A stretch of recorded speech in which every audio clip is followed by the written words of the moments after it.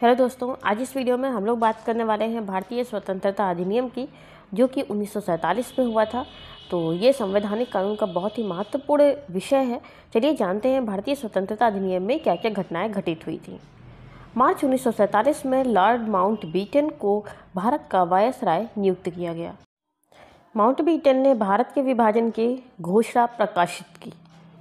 उसके बाद जिसे कांग्रेस और मुसलमानों दोनों ने ही स्वीकार की।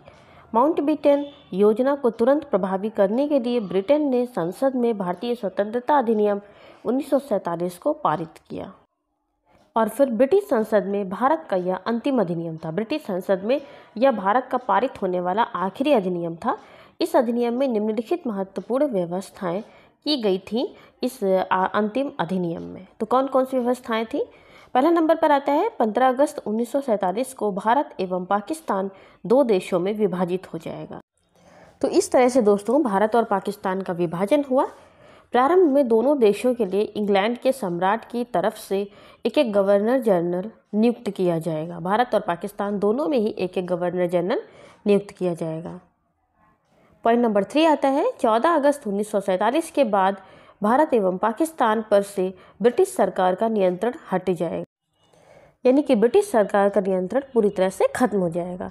पॉइंट नंबर 4 आता है दोनों राज्यों के लिए संविधान तैयार करने के लिए संविधान निर्मात्री सभा का गठन किया जाएगा, यानी कि संविधान निर्मात्री सभा जो कि संविधान का निर्माण करेगी।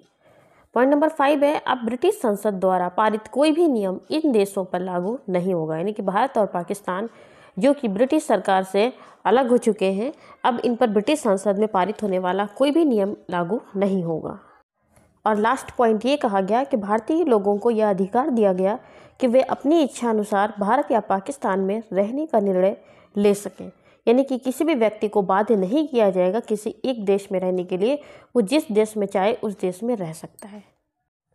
तो दोस्तों कमेंट करके बताइएगा आपको वीडियो कैसी लगी। अच्छी लगी हो प्लीज़ लाइक करिएगा, चैनल को सब्सक्राइब करिएगा। फिर मिलते हैं नए वीडियो में।